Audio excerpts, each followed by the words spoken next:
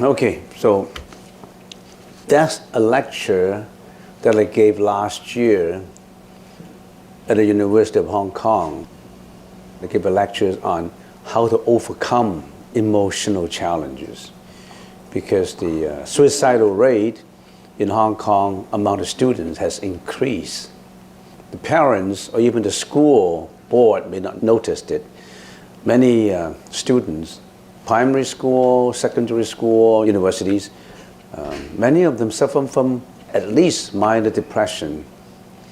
Some people suggest that I give a talk on how to overcome these emotional challenges with a view to, with the intention of reducing, some of the mistaken beliefs of some people who are with depression. So this is the lecture that I gave last year. And that's the first one I gave at the University of Hong Kong in English too, because I usually give, when I'm in Hong Kong, I usually gave Cantonese lectures, and not even Putonghua, not even Mandarin, because Hong Kong is basically a Cantonese speaking community, not even Mandarin. Mandarin is the official Putonghua. So that's my first attempt. And of course, I have friends going over there to listen, and I have, some monks in here going back to listen, and I always get different comments from them, because I like to get comments on how to improve. And because earlier than this lecture, about 3-4 days ago, I gave a Cantonese lecture on the same topic in a major school, in a large school with many, many students. So I gave the same content in 2 languages, and I like to know which one is better. So I asked questions, and after the English Dharma talk at University of Hong Kong, a monk who listened to my lectures at the hall back there gave me a comment, and he said, "You're not performing that well today." Well, I said, "Wow," I scratched my head. "You're not performing that well.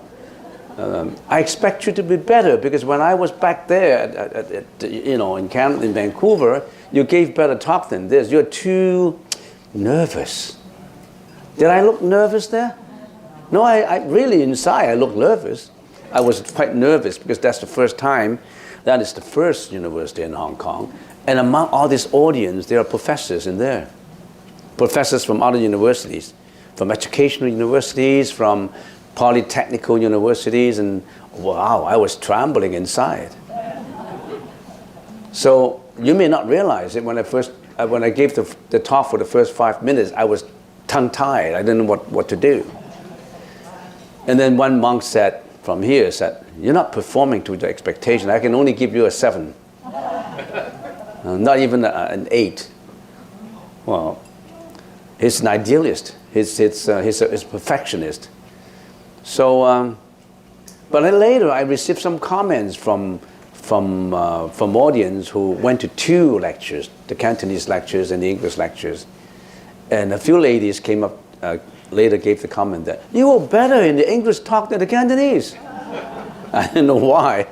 He said, "You were more organized in the English talk." Well, I scratched my head. I said, yes, it could happen that way, because when I'm using my own mother language, I tend to roam about in every direction. I talk about the sun and the moon and the star, and give, I gave a lot of extra curriculum, talk.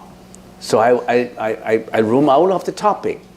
But when I was giving an English talk, I get so scared and nervous that I have to stay on track. And that's the reason why it looks more organized.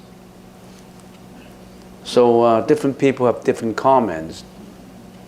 And this year I'm going to give another lecture after that lecture there were two parties who liked the lectures and who came from Singapore, and he invited me to Singapore to give a talk this year. 4 lectures about more or less the same topic. So I'll be going to Singapore sometime in June or in May. So just to give you some extra information, that's what we have been doing. For those who just listen for half an hour, what do you think? Do you think it is, well, I don't know. To some people it may not be interesting at all. It's more or less philosophical and academic in the first 1 hour. And in the next hour, it will be more practical. It's a practice with theory. So any comments on what I talk about just now? Yes? How did they respond to my talk? Yeah. Well, I have a Q&A time in there. And as far as my glance when I was talking all over, I didn't find too many students. Most of them were professors and, administrators, some lawyers and all that. And I have an audience of about 300 people. And maybe I should have extended to the campus, because I didn't do too much promotion. So basically it's the professors in academic circles and some, surprisingly, I saw some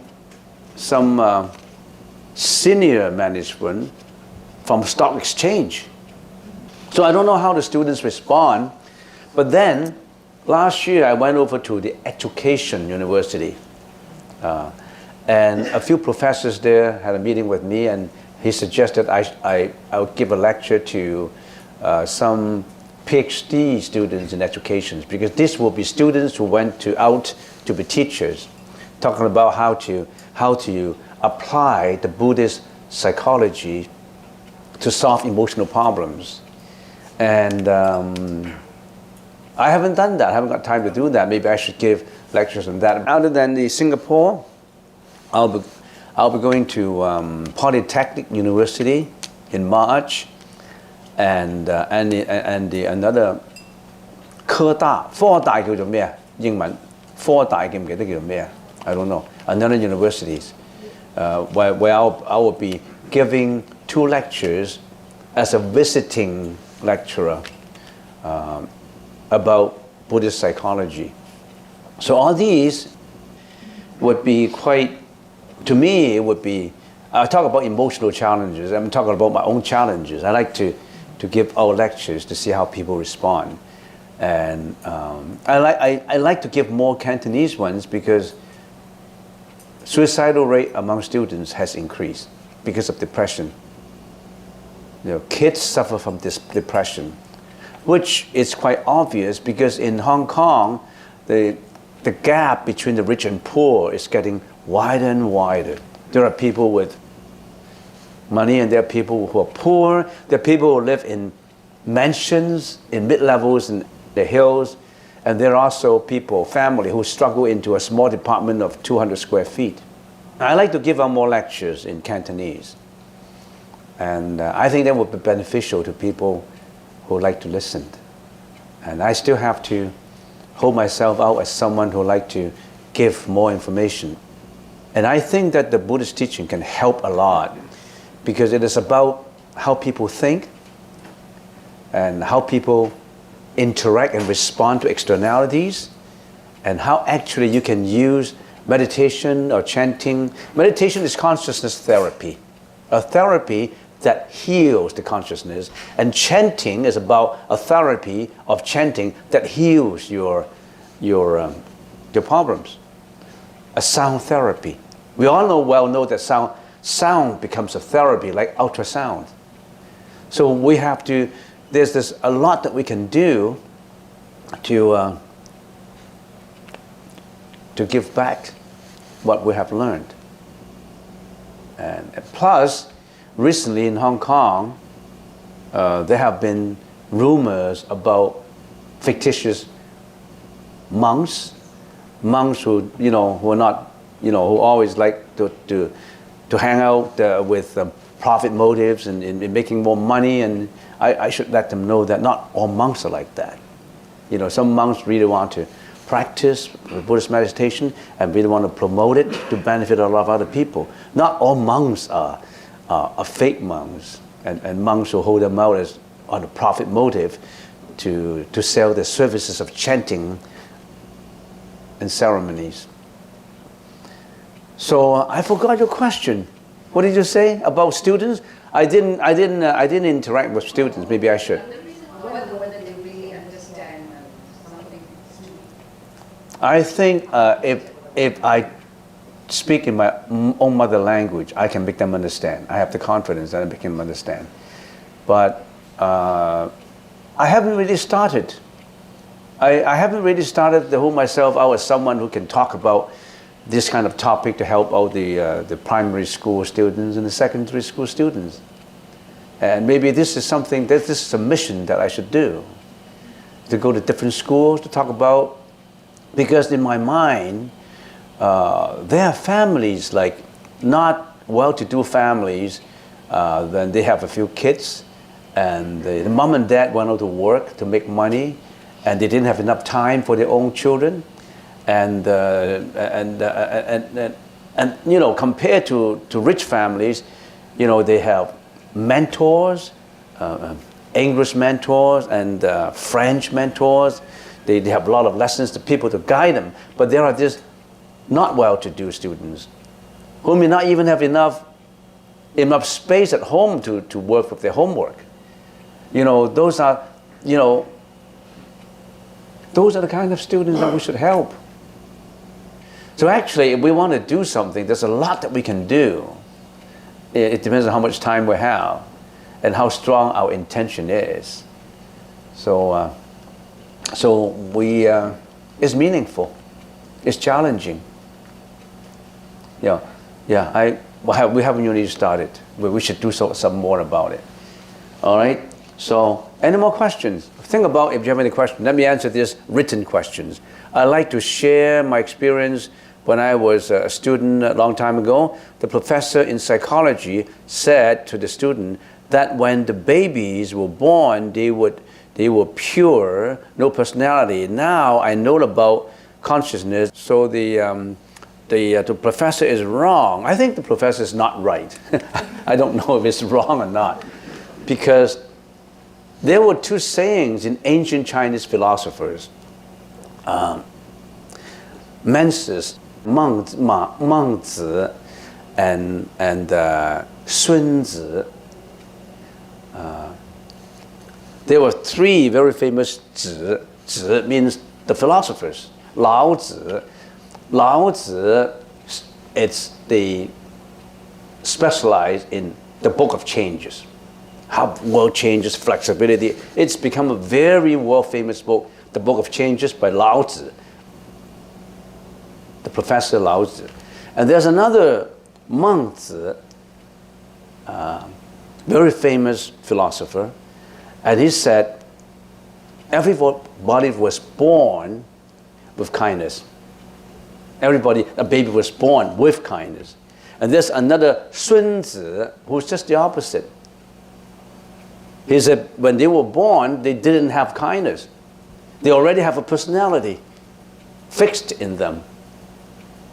And then the Buddhist teaching does not agree with both, but it's more onto the side of when you were born with what? With the previous tainted karmic seeds in the life consciousness, you brought that to this life. That's the reason why when you were born, you already have an innate personality. Of course, there is another after-birth personality which you added up to. In other words, the seeds are already there, but based on what you experience later in life, you could have a mentor that is good, a family that is good who can educate you, or you may have an irresponsible father who ignore you. So that's accountable for what you suffer, the building up of another kind of personality. But you were born with karma.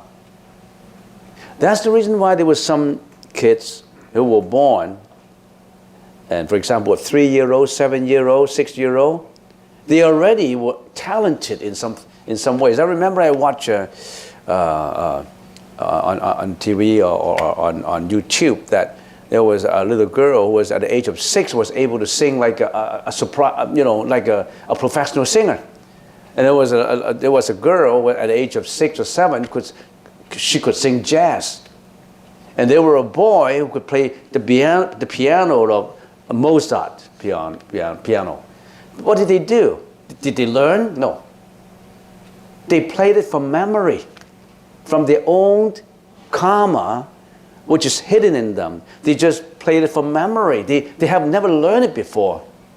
So they brought this kind of talent with them to this life. So if they can bring talent to this life with that kind of talent, they could also have brought their previous personality with them. That's the reason why some babies cry more than others. There were babies who were more temperamental than others. There were babies who would always smile at birth. They never cry at night. And there were babies who cry all the time at night. So they're all different. When you were born, you're all different. You brought your karma with you. So you were not born with complete, like a piece of white paper with no stains on it. You were born with a personality already. So you have to either improve it or some more blemishes will be added on to it. Bad things will be added on to it. So I don't think your professor is right in saying that you have no personality and you were pure. No. You came to this life with your debt, D-E-B-T, with your energy. All right. So I don't know. I'm going to expound more on the alaya consciousness. The next session I will be talking about bija, which is the karmic seeds, and you will know how this was brought about into this life. All right. So I more or less answer these questions, and the Buddhist faith is not just about a religious belief. It's the building up of intelligence. It's building up of understanding. It's the building up of prajna. Prajna. Prajna, P-R-A-J-N-A. Prajna is a Sanskrit word. Pra means beyond, very high level, extreme top. Na, that means understanding. Prajna means a complete understanding of the highest intelligence level. And if you study the Buddhist philosophy, you will achieve that. You'll get to be more insightful in what you're doing. You would get an improvement in your present life because you can see things with insight. You're not the waves anymore. You're the waves that see through that you have to water. You're the waves that know that all these winds are blowing at you to make you a wave is something that you should avoid. You won't be affected by the wind of greediness. You won't be affected by the wind of jealousy, hatred, arrogance, depression. Which kind of life you want? A life that you understand yourself more, or a life that you just attach to all externalities with your emotions? That's the greatness of the Buddhist teaching, to help you how to think, not to help you how to worship. It's not idolizing, it's understanding.